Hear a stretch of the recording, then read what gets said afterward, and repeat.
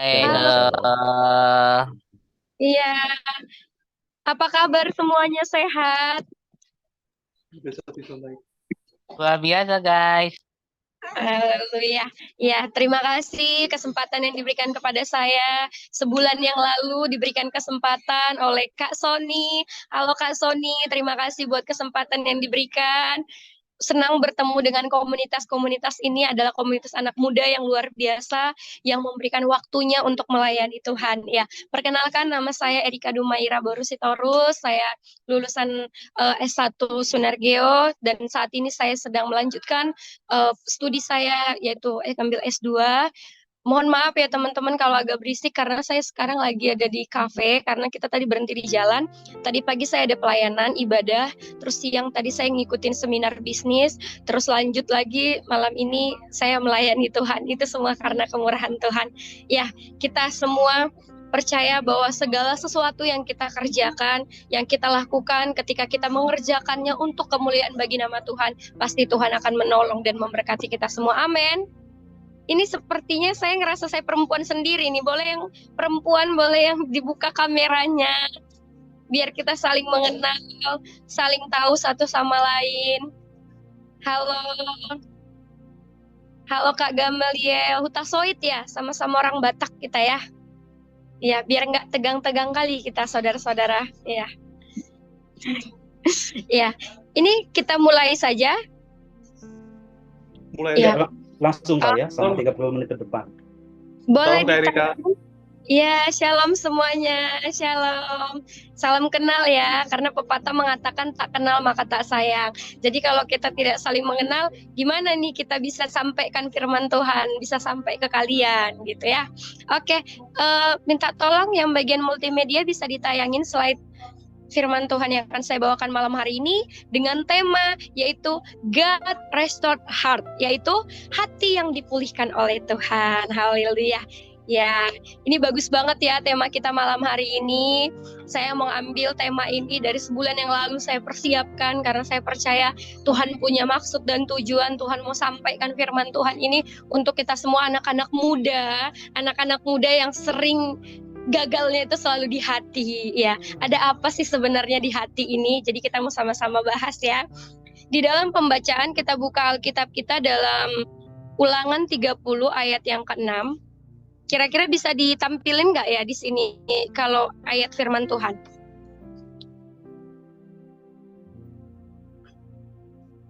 Halo? Sudah ada kan? Boleh dilihat? Jelas, Oke. Kak. Sudah. Ya, udah dengar ya semua ya. Saya ngerasa jadi sendirian nanti. Ya, mohon ya responnya ya. Oke, saudara-saudara yang terkasih dalam Tuhan, pembacaan Alkitab kita yaitu di dalam Ulangan pasal yang ke-30 ayat yang ke-6 dan Yeskiel 36 ayat yang ke-26. Saya akan membacakannya yaitu, dan Tuhan Allahmu akan menyunat hatimu dan hati keturunanmu sehingga engkau mengasihi Tuhan Allahmu dengan segenap hatimu dan dengan segenap jiwamu supaya engkau hidup. Ya, boleh dibuka suaranya, kita sama-sama baca dan kita ulangi kembali pembacaan ini di dalam Ulangan 30 ayat 6. Boleh dibuka suaranya nggak apa-apa. Sama-sama kita baca ya. 2, 3, ya.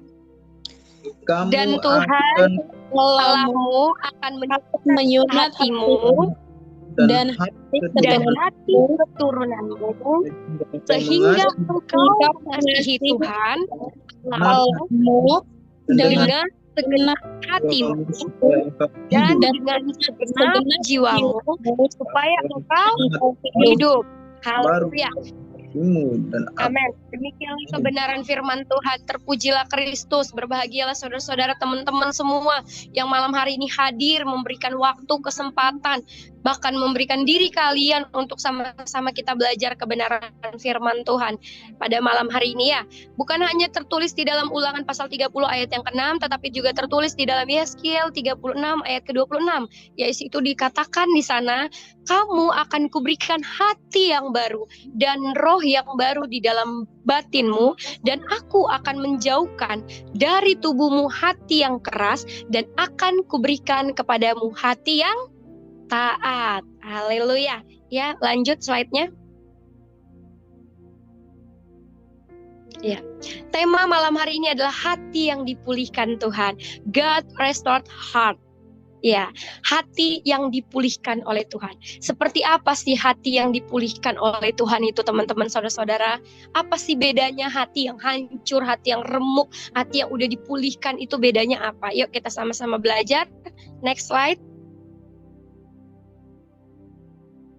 Yang pertama, pemulihan hati dimulai dari pertobatan sejati. Pemulihan hati kita akan menghasilkan transformasi atau perubahan, dan hanya kedaulatan atau kuasa Tuhan yang dapat melakukan.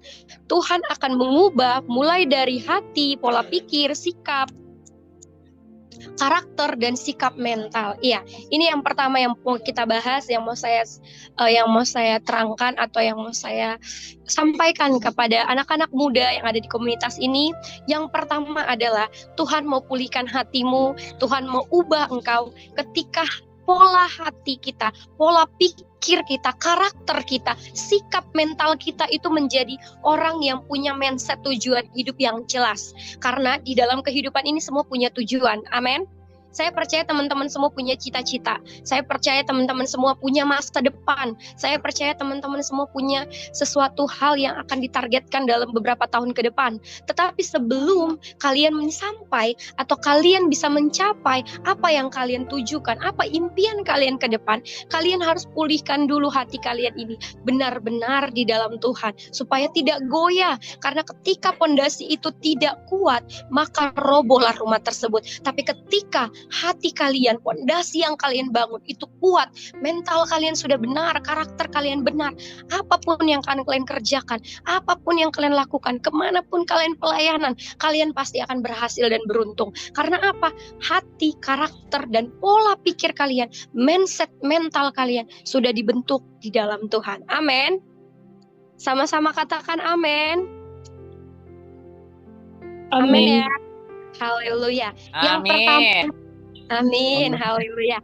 Ya, yang pertama kita harus tahu dalam pola pikir atau mindset. Banyak anak-anak muda, saya nggak setuju ya. Anak-anak muda itu dikategorikan orang yang serba instan ya. Mereka adalah generasi Yeremia yang mungkin di serba gadget ya, serba ada, serba instan, serba bisa gitu. Mungkin zaman sekarang ini kita berbeda dengan orang-orang tua kita, dengan kakak-kakak kita yang lebih senior gitu. Karena apa? Mereka mengalami proses demi proses dalam menghadapi kehidupan, begitu pahitnya, begitu beratnya mereka hadapin gitu. Tapi anak-anak muda zaman sekarang kebanyakan kata orang juga ya, dan kita lihat sendiri di sekeliling kita, banyak anak-anak muda yang merasa apa? Serba bisa, pinter, dan merasa apa? Lebih hebat daripada orang tua, daripada orang-orang yang lebih tua dari dia. Itu salah menurut saya.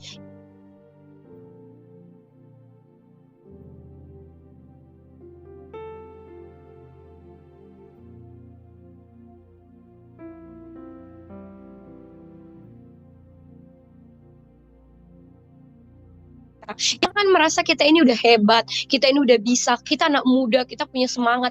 No, kalau kamu punya semangat tetapi kamu tidak punya niat, kamu tidak punya hati yang benar, maka kamu tidak akan menjadi orang yang berhasil. Karena apa? Karena kamu melakukan dengan kekuatanmu sendiri, bukan mengandalkan Tuhan. Amin.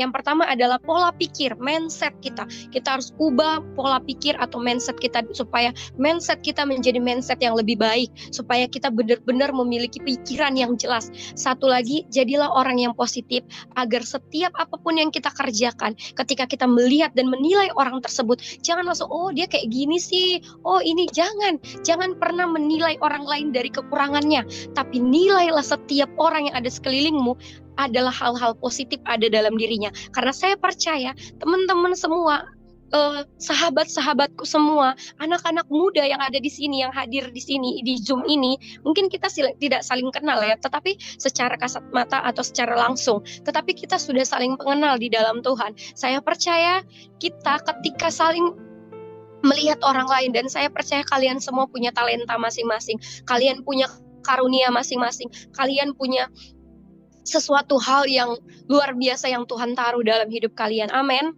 Dan itulah yang perlu kita gali. Amin. Oleh karena itu, ubahlah pola pikirmu dan teruslah berpikir positif. Setiap orang yang ada di sekitarmu, jangan lihat dari kekurangannya, tapi percayalah, seperti apapun orangnya, seperti apapun manusianya, mungkin di mata manusia dia lemah, tetapi kita tidak tahu dia punya karunia, punya talenta yang luar biasa yang Tuhan berikan dalam dirinya. Dan yang kedua adalah karakter. Teman-teman semua, kalau kamu mau pulihkan hatimu di dalam Tuhan, kalau kamu mau Tuhan pulihkan hatimu di dalam Tuhan sungguh-sungguh, yang kedua adalah ubah karaktermu. Karakter itu adalah pondasi di dalam kehidupan ini. Ketika karakter kita baik, ketika kita mempunyai karakter-karakter Kristus, ketika kita mempunyai karakter-karakter yang benar, yang kita pelajari di dalam Alkitab dan firman Tuhan, saya percaya kemanapun kalian pergi, kalian akan dihargai orang, kalian akan dianggap orang. Karena apa? Karakternya sudah baik, karakternya sudah benar. Karena kebanyakan manusia, dia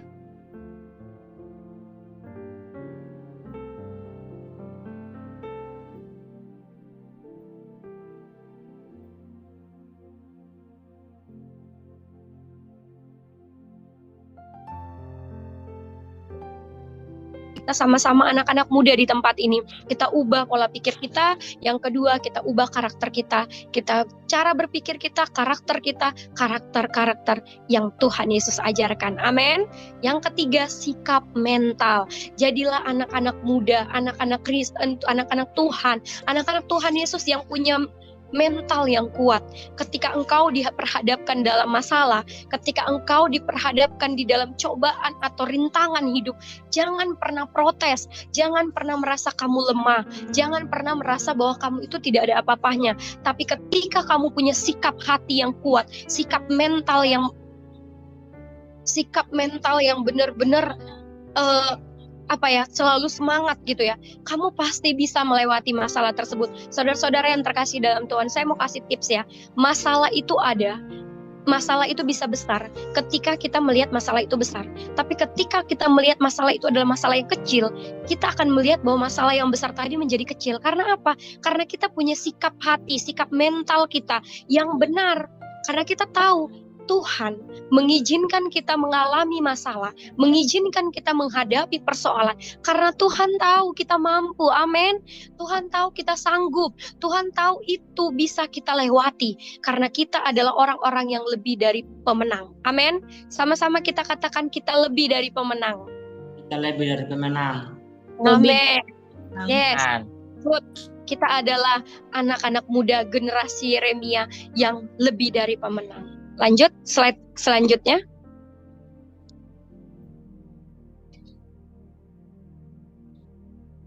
Di dalam Ulangan 30 ayat yang ke-6 dan Yeskiel 36 ayat yang ke-26.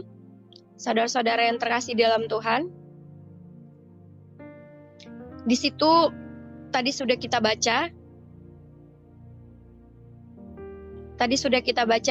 Di sana dikatakan Tuhan mengingatkan Israel untuk bertobat, dan Tuhan akan memulihkan hati umatnya yang arogan dan keras dengan kuasanya. Bagi Tuhan tidak ada yang mustahil. Hati sangat penting bagi kehidupan manusia, karena hati adalah pusat kehidupan manusia. Hati adalah pusat kejujuran manusia. Maka manusia bisa jujur ketika sudah diubah oleh Tuhan. Amin. Ya. Di sini dikatakan memulihkan hati umatnya adalah arogan dan keras dengan kuasanya. Kita tahu kenapa bangsa Israel itu adalah bangsa umat pilihan Tuhan, bangsa yang besar, bangsa yang sudah hebat. Tetapi walaupun mereka itu dikasihi dan umat pilihan Tuhan, tetapi mereka adalah bangsa yang arogan, teman-teman. Mereka adalah bangsa yang keras kepala, tegar tengkuk, malah dikatakan di firman Tuhan di Alkitab ya. Bangsa yang arogan, tegar tengkuk, sombong, itulah yang membuat mereka jatuh. Kenapa? Kita merasa bahwa kita belum sukses, kita merasa kita belum berhasil, karena mungkin di dalam diri kita ada rasa arogan, ada rasa kesombongan, ada rasa kita hebat. maka tanggalkan semua itu. Tinggalkan semua sifat-sifat itu, saudara-saudara. Kalau engkau mau dibentuk dan hatimu dipulihkan oleh Tuhan. Di kesana dikatakan juga di dalam firman Tuhan, bagi Tuhan tidak ada yang mustahil. Mungkin kalian bisa bilang, Kak Erika emang bisa ngubah hati seorang, ngubah karakter orang. Kalau emang dari dulu sikapnya emang dia sombong, atau dia merasa hebat, dia merasa pintar, gimana gitu. Pasti bertanya-tanya seperti itu ya. Karena saya juga bukan manusia yang sempurna, saudara-saudara. Saya juga bukan manusia yang hebat. Saya juga bukan manusia yang sudah melakukan firman Tuhan 100% tidak. Tetapi saya masih diproses, saya masih belajar, saya masih mau terus belajar dan banyak-banyak mendengarkan firman Tuhan dan juga orang-orang yang jauh senior di atas saya.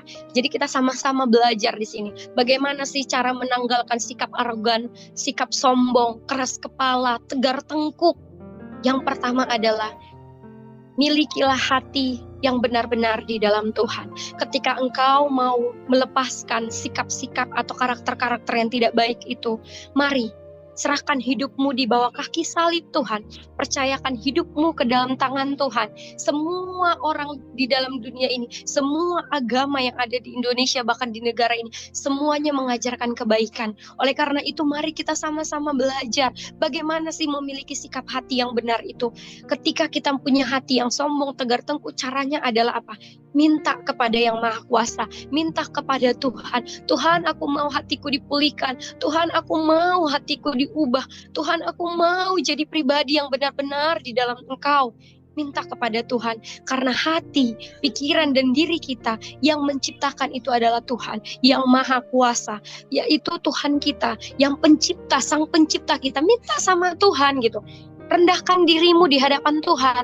Tuhan, aku mau menjadi pribadi yang lebih baik. Aku nggak mau jadi pribadi yang sombong gitu. Jadi kita jangan merasa kita hebat, tetapi kita merendahkan diri kita di hadapan Tuhan. Amin. Percayalah, bagi Tuhan tidak ada yang mustahil. Tuhan tahu kemampuanmu, Tuhan tahu dirimu, Tuhan tahu kapasitasmu, Tuhan tahu porsimu. Oleh karena itu, kerjakan bagianmu, Tuhan yang akan kerjakan bagian Tuhan dalam hidupmu. Percayalah, apapun yang engkau kerjakan, ketika hatimu benar, sikapmu benar, mentalmu benar, mindsetmu benar, hidupmu pasti jadi berkat dan memberkati banyak orang. Amin. Hati yang sangat penting bagi kehidupan manusia, karena hati pusat kehidupan manusia. Amin. Iya, ketika kita punya hati yang gak baik ya, saya punya sedikit kesaksian ya.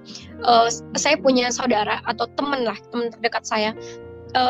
Ketika saya dekat dia tuh selalu menganggap orang lain itu negatif gitu kan. Kayaknya ada aja yang kurang di matanya. Oh, dia kurang ini, dia begini, dia begini. Nah, tapi saya satu sisi gini, saya hanya bilang, kamu kenapa? Kan kamu belum kenal dia, belum tahu siapa dia. Kenapa kamu menilai dia seperti itu? Oh iya, dari mukanya udah bisa kulihat. Banyak orang yang bisa nebak-nebak ya. Dari mukanya aja aku udah tahu di karakternya kayak gini. Dia pasti orangnya kayak gini. Padahal semua yang dia katakan itu salah. Karena kelihatannya mungkin muka kita judes, apalagi orang Batak ya. Orang Batak itu suaranya gede, terus juga wajahnya judes. Tapi bukan berarti dia orang yang galak. Malah banyak kan hatinya seperti Hello Kitty katanya ya. Ya bener gak orang Batak? Banyak kita di sini yang beragam-ragam suku ya. Tapi ya itu saudara-saudara, jangan cepat menilai orang lain, tetapi nilailah orang tersebut dengan hal-hal positif. Supaya apa? Hati kita benar. Terus yang kedua, jangan gampang sakit hati ketika engkau dinasihati, ketika engkau ditegur, ketika engkau dikasih tahu, ketika engkau mungkin melakukan kesalahan dan engkau diajarin. Jangan merasa kamu bodoh, jangan merasa kamu kok aku diajarin sih, kok aku dikasih tahu, kan aku udah kuliah, kan aku orang pintar, kan aku orang pendidikan gitu, ngapain dia ngasih tahu aku, emang dia siapa gitu. Jangan, kita nggak boleh buang pikiran tersebut. Karena apa? Semua orang itu Tuhan hadirkan dalam kehidupan kita, dia adalah orang-orang yang Tuhan pilih untuk memproses kehidupan kita. Oleh karena itu, jaga hatimu. Hati ini adalah pusat kehidupan. Makanya firman Tuhan mengatakan, hati yang gembira adalah obat yang manjur, tetapi semangat yang patah mengeringkan tulang. Karena hati adalah pusat kehidupan. Ketika hati kita baik, pikiran kita pasti baik. Ketika hati kita tulus kepada orang lain, pikiran dan ucapan dari bibir kita pun yang keluar juga hal baik. Karena banyak orang kalau hatinya nggak baik, yang dikeluar dari mulutnya pun nggak baik. Kenapa?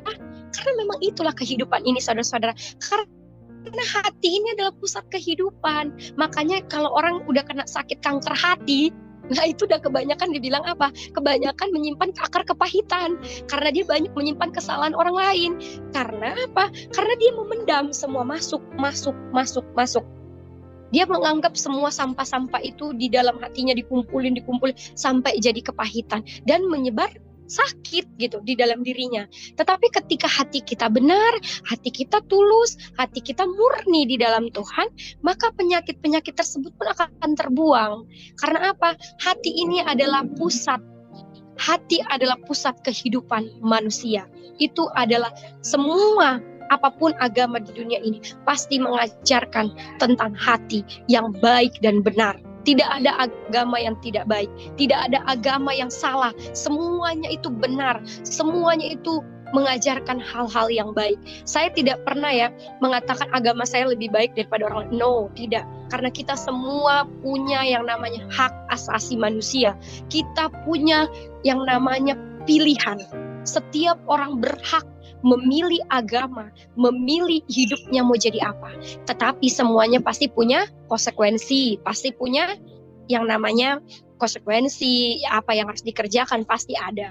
Tapi semuanya kita itu di mata Tuhan adalah orang-orang benar dan adalah lebih dari pemenang. Amin. Maka manusia bisa jujur ketika sudah diubah oleh Tuhan. Benar kan yang kata saya tadi? Ketika hatinya baik, ketika hatinya tulus, ketika hatinya murni, pasti dia akan menjadi hidup yang jujur, hidupnya menjadi berkat, hidupnya menjadi dampak buat orang-orang sekitar. Jadi tidak banyak ngomong, tidak hanya berkata-kata, tetapi sikapnya, kelakuannya, perkataannya, juga perkataan-perkataan yang jujur. Siapa di sini mau jadi orang yang jujur? Amin. Boleh angkat tangannya. Amin. Kita semua mau jadi orang yang jujur. Amin. Ya saudara-saudara, bahwa kita semua adalah anak-anak Tuhan. Ketika kita sudah memiliki hati yang benar, saya percaya kalian akan menjadi anak-anak yang jujur. Anak-anak yang benar-benar di dalam Tuhan. Anak-anak muda yang akan dipakai Tuhan dengan luar biasa dan dahsyat. Dengan talenta, karunia-karunia yang sudah Tuhan percayakan. Amin. Next slide.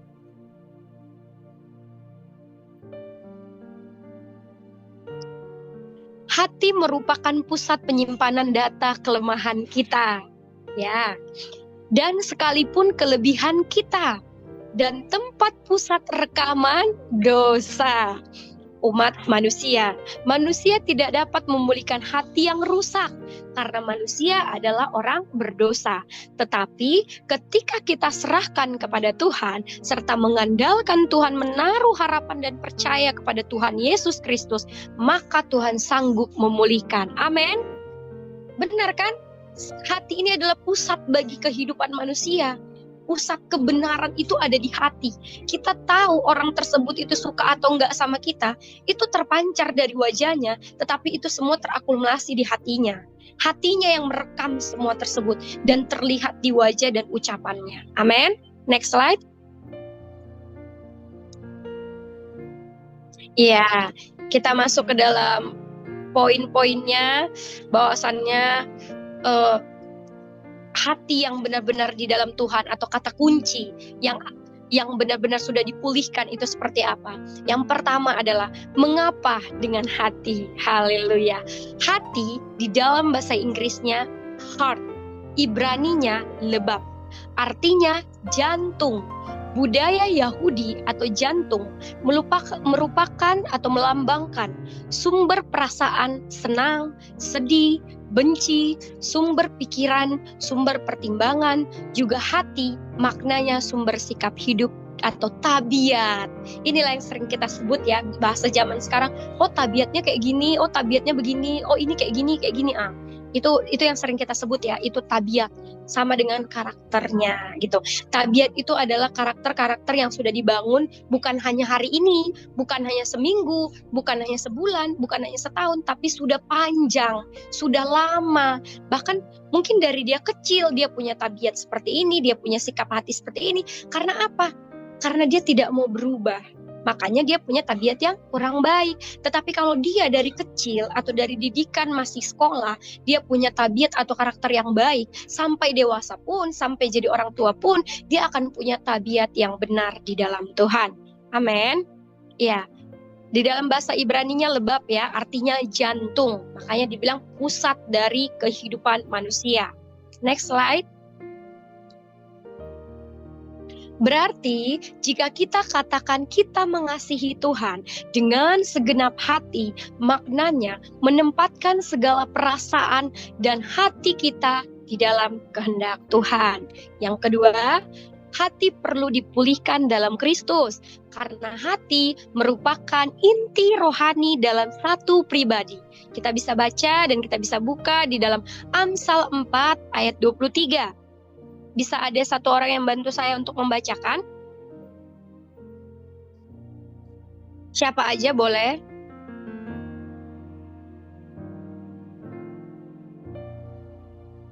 Di dalam Amsal 4 ayat 23, bisa ada yang bantu bacakan? Amsal 4 ayat 23, jagalah hatimu dengan segala kewaspadaan, karena dari situlah terpancarnya kehidupan. Yes, good. Firman Tuhan katakan, jagalah hatimu dengan segala kewaspadaan, karena dari situ, karena hati adalah pusat kehidupan manusia. Firman Tuhan juga ingatkan kita untuk jaga hati. Karena kalau kita bisa jaga hati, kita bisa menjaga diri kita bisa menjaga tubuh kita bisa menjaga organ-organ tubuh yang Tuhan percayakan dalam kehidupan kita. Dari kaki sampai kepala, kita bisa jaga ketika kita bisa menjaga hati kita dengan baik dan benar. Amin. Ya, saya akan membacakannya sekali lagi. Sama-sama kita buka ya. Di dalam Amsal 4 ayat 23. Begini bunyi firman Tuhan, jagalah hatimu dengan segala kewaspadaan, karena dari situlah terpancar kehidupan. Benar sekali saudara-saudara yang dikasihi Tuhan, bahwa pancaran kehidupan itu terpusat dari hati kita.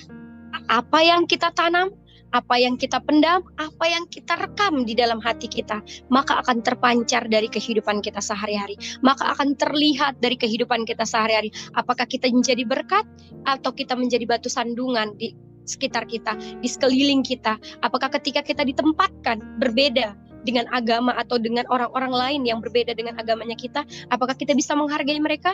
Apakah kita bisa menghormati mereka? Apakah kita malah merendahkan atau kita malah menghakimi? Itu adalah pancaran kehidupan. Itu jawabannya adalah pribadi kita masing-masing. Apa yang sudah kita rekam di dalam hati kita. Amin. Iya. Lanjut, menegaskan bahwa jagalah hatimu dengan segala kewaspadaan, karena dari situlah terpancar kehidupan. Kita sulit mengasihi maupun mengampuni sesama kita, apalagi mengasihi Tuhan. Mengapa? Karena kita perlu Tuhan yang mengubah hati kita, dan kita merespon dengan hati yang bertobat. Kita perlu kuasa Roh Kudus untuk mengubahnya. Saudara-saudara yang terkasih di dalam Tuhan, di sini saya mau menjelaskan ya, kenapa orang lain susah atau sungkar untuk mengampuni atau mengasihi orang atau musuhnya, atau orang-orang yang membencinya, atau orang-orang yang gak suka sama dia. Kenapa dia sulit mengampuni? Kenapa dia sulit untuk mengasihi orang tersebut? Karena apa? Karena dia merekam semua kesalahan, hal-hal buruk yang dia lakukan di dalam hatinya. Dia tidak lepaskan hal tersebut. Makanya terpendam di hatinya. Makanya ketika dia bertemu dengan muka aja, pasti itu nggak mau itu pasti tengok-tengokan gitu. Nggak, pasti nanti kalau dia jalan dari sini, pasti sengaja tuh muter dulu atau lewat sana gitu kan, musing gitu. Demi untuk nggak ketemu si yang nggak disukai ini, yang bencinya ini, dia rela musing dulu berapa lantai untuk, padahal tujuannya untuk ke situ gitu kan, tapi hanya karena ada rasa benci, ada rasa dendam di dalam dirinya, di dalam hatinya, dia rela untuk muter lagi gitu biar nggak ketemu gitu, biar nggak ketemu mereka, rela musing. Karena apa? Karena hatinya nggak baik, saudara-saudara. Teman-teman semua, sahabat-sahabatku yang dikasihi Tuhan. Karena dia belum mampu mengampuni, dia belum mampu mengasihi orang yang dibencinya. Makanya daripada timbul keributan atau makin parah sakit hatinya, dia rela untuk pergi jalan, muter lagi dari mana biar nggak ketemu sama dia gitu. Atau misalnya di gereja atau di pelayanan, banyak ya di pelayanan. Mungkin ada orang-orang yang merendahkan saudara, ada yang nggak suka sama saudara. Mungkin ketika dia di naik level lah ya, naik level di dalam pelayanan, dia dipercayakan melayani apa gitu kan, saudara nggak suka atau dia nggak suka sama saudara. Banyak, bukan hanya di dunia kita dalam kerohanian ya, di dunia bisnis juga banyak hal-hal bersaing karena bisnis, karena mungkin kita nggak cocok atau gimana, kita jadi musuhan, kita jadi dendam, banyak. Tapi semua itu yang membuat itu bisa terjadi adalah hati kita. Amin. Hati kita lah pusatnya, hati kita lah kunci dari semua itu, saudara-saudara. Kalau hati kita benar, hati kita baik, pasti kebencian itu tidak ada. Oleh karena itu, kita disuruh apa? Minta sama Tuhan yang dapat mengubah. Karena kita manusia tidak dapat berubah tanpa Tuhan. Kita manusia biasa, kita manusia berdosa, kita manusia yang tidak luput dari kesalahan, dan kita tidak luput dari kekurangan-kekurangan kita, dari pelanggaran-pelanggaran kita di dunia ini. Kita masih hidup di dunia, kita masih menginjak tanah, kita masih hidup, kita masih bertemu dengan orang-orang yang mungkin gak suka sama kita. Karena gak akan semua orang lain itu suka sama kita. Saya punya analogi ya, di dalam prinsip dalam diri saya hanya punya 2 tangan. Yang gak suka sama saya ada 100 atau 20 orang lah, 20 orang gak suka sama saya. Saya hanya punya 2 tangan. Bagaimana caranya supaya saya bisa berdiri atau saya bisa untuk mencegah mereka tidak suka sama saya? Itu gak akan pernah bisa. Karena kita hidup di dunia, pasti ada yang gak suka, ada yang suka, ada yang senang, ada yang enggak gitu. Caranya adalah kita punya 2 tangan, tutup telingamu, jangan dengarkan bisikan-bisikan, omongan-omongan mereka yang negatif. Buang itu ke laut, karena itu bukan untukmu gitu. Ketika engkau tidak masukkan ke dalam hatimu, ke dalam pikiranmu, ke dalam mindsetmu bahwasannya kamu bukan seperti yang dia bilang, kamu tutup telingamu, perkataan itu bukan untukmu, tetapi untuk mereka yang mengataimu gitu. Jadi perkataan itu atau sampah-sampah yang dia lempar itu menjadi milik mereka karena tidak kita ambil gitu. Sesuatu yang mereka lempar ke kita itu bukan jadi hak kita, karena itu kita kembalikan ke mereka. Jadi perkataan yang gak baik itu adalah perkataan diri mereka sendiri. Yang mereka omongkan itu adalah diri mereka, bukan kita. Amin. Next slide.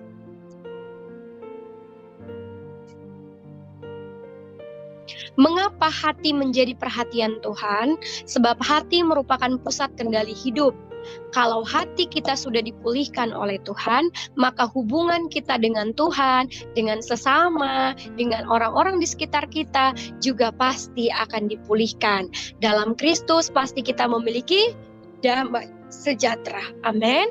Saudara-saudara yang terkasih dalam Tuhan, ketika hubunganmu baik di dalam Tuhan, ketika ibadahmu baik di dalam Tuhan, saya percaya otomatis hubungan kita dengan keluarga, dengan orang tua, dengan sesama kita, bahkan dengan orang-orang yang terdekat di sekeliling kita pasti akan baik. Karena apa? Karena kita sudah dekat hubungannya dengan Tuhan. Kita sudah bangun hubungan kita atau relasi kita dengan Tuhan dengan baik. Hubungan kita yang intim dengan Tuhan dengan baik. Pasti kita tahu cara menjaga atau membangun hubungan yang baik dengan relasi-relasi kita, dengan orang-orang sekitar kita, dengan keluarga kita, dengan teman-teman pelayanan kita, dengan orang-orang teman kuliah kita, dengan teman-teman kita di sekitaran lingkungan kita, tetangga kita, bahkan dengan rekan bisnis kita, rekan kantor, rekan kerja, semuanya akan baik.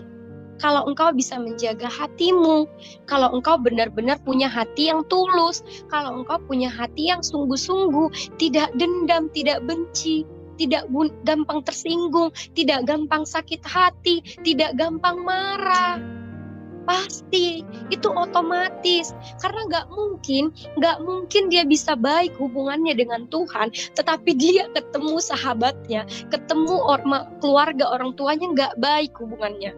Gak mungkin dia bisa bilang, aku cinta Tuhan, I love Jesus, I love Jesus, I love you God, I love you God. Sedangkan ke mamanya, ke bapaknya, ke kakaknya, orang tuanya, saudaranya, dia tidak bisa mengasihi. No. Tuhan yang tidak kelihatan aja engkau mampu kasihi. Apalagi masa iya orang-orang di sekitarmu, orang-orang yang kau lihat setiap hari, engkau tidak mampu mengasihi? Nonsen. Itu semua tong kosong. Karena apa? Ketika engkau bisa membangun hubunganmu dengan Tuhan, yang Tuhan tidak pernah engkau lihat tapi engkau percaya ada, engkau bisa bangun dan engkau sangat-sangat mengasihi dan mencintai Tuhan. Setiap hari engkau datang, engkau bangun hubunganmu sama Tuhan. Engkau katakan, thank you Lord, Jesus I love you, Jesus I miss you. Enggak mungkin kita bisa ngomong kayak gitu saudara-saudara, kalau kita tidak percaya kepada Tuhan. Amin. Kalau kita bisa mampu mengasihi Tuhan yang tidak kelihatan, pasti kita tidak akan mungkin mampu mengasihi orang yang kita lihat. Itu aja poinnya. Jadi kalau engkau bisa bangun hubunganmu yang baik di dalam Tuhan, saya percaya engkau juga bisa bangun hubunganmu yang baik di sekitaran orang-orang yang ada di dalam hidupmu. Baik itu orang tua, baik itu keluarga, baik itu kakakmu, saudaramu, temanmu, sahabatmu, rekan bisnis, rekan kerja, rekan pelayanan. Siapapun itu, engkau pasti bisa membangun relasimu dengan baik kalau engkau benar-benar mengasihi Tuhan. Amin. Sama-sama kita katakan amin. Amin. Amin. Yang keempat, kita lanjut. Yang keempat, caranya ialah dengan rendah hati. Bertobat. Sama-sama kita katakan bertobat.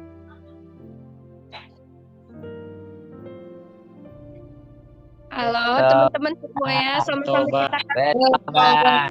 Bertobat. Siapa di sini mau bertobat sungguh-sungguh di dalam Tuhan, boleh angkat tangannya. Tuhan tahu hatimu, Tuhan pulihkan hidupmu. Tuhan tahu kita manusia yang punya kekurangan, Tuhan tahu kita manusia yang punya keterbatasan. Tetapi kalau engkau rendah hati di dalam Tuhan, engkau mau bertobat sungguh-sungguh di dalam Tuhan, maka hidupmu pasti akan diberkati Tuhan. Amin. Dan memberikan hati kita untuk mau dipulihkan dan terus menerus oleh kuasa Roh Kudus melalui taat dengan firman Tuhan. Amin. Kalau kita hubungannya sudah baik dengan Tuhan, dengan sesama kita juga udah baik, dengan teman-teman, saudara-saudara, bahkan orang-orang di sekitar kita juga hubungan kita baik, saya percaya Roh Kudus pasti akan memimpin kehidupanmu. Gak mungkin kita taat kepada Tuhan, gak mungkin kita taat kepada firman Tuhan kalau tidak ada Roh Kudus di dalam hati kita. Amin. Saya percaya Roh Kudus akan memimpin, menuntun, mengingatkan, dan terus mengajari kita untuk kita menjadi pribadi yang lebih baik lagi. Haleluya. Next slide. Haleluya. Mazmur 103 ayat 12 di sana dikatakan dengan tegas, sejauh timur dari barat, demikian dijauhkannya daripada kita pelanggaran kita. Tuhan sanggup memulihkan hati kita yang luka, dan hanya Tuhan yang berdaulat dapat mengubah hati kita yang berdosa dengan karakter yang keras menjadi lembut. Lanjut. Dan membuat kita sanggup mengasihi Tuhan dan sanggup mengasihi sesama kita dan tidak berpura-pura, karena kasih itu tidak pernah pura-pura. Kalau orang mengasihi kita dengan pura-pura, pasti akan kelihatan pada waktunya. Karena apa? Segala sesuatu yang kita lakukan dengan pura-pura, dengan kata pura-pura, saudara-saudara, itu pasti tidak akan lama, tidak akan langgeng, tidak akan panjang. Karena apa? Kasihnya tidak tulus, pura-pura. Amin. Bangunlah hubunganmu dengan Tuhan, persekutuanmu dengan Tuhan, maka hati kita secara terus-menerus akan diubahkan oleh kuasa Roh Kudus. Kita sudah dipulihkan Tuhan Yesus, membuat kita mampu menjadi orang Kristen yang baik dan berkenan kepada Tuhan, serta mampu masuk ke dalam hadirat Tuhan dan juga mampu melayani Tuhan dengan sungguh-sungguh. Amin. Siapa di sini mau melayani Tuhan? Amin. Boleh angkat tangannya. Amin. Haleluya. Semua kita mau melayani Tuhan. Apapun pelayananmu, sekecil apapun yang Tuhan percayakan, lakukanlah itu dengan taat dan setia. Maka promosi-promosi itu akan Tuhan kasih untukmu. Apapun yang engkau kerjakan, mungkin engkau di tempat kantormu bekerja, engkau hanya dianggap kecil, hanya pegawai biasa. Tetapi ketika hatimu benar, ketika engkau melayani Tuhan dengan tulus, engkau melayani Tuhan dengan mampu melayani Tuhan dengan taat dan setia, engkau mengerjakan pekerjaanmu dengan taat dan setia, percayalah saudara-saudara, promosi-promosi itu akan Tuhan berikan bagimu di kantormu, di kampusmu, di pelayananmu. Engkau akan dipromosikan oleh Tuhan. Engkau akan diangkat seperti Raja Wali yang terbang tinggi, naik ke atas. Dan engkau akan melihat keindahan-keindahan dunia ini. Bahwa banyak hal yang perlu kita syukuri. Banyak hal yang perlu kita syukuri dalam hidup ini. Bahwa Tuhan itu tidak pernah meninggalkan kita. Bahwa segala sesuatu yang Tuhan kerjakan, Tuhan punya rencana yang indah. Tuhan punya masa depan yang indah. Tuhan punya maksud dan tujuan yang baik dalam kehidupan kita.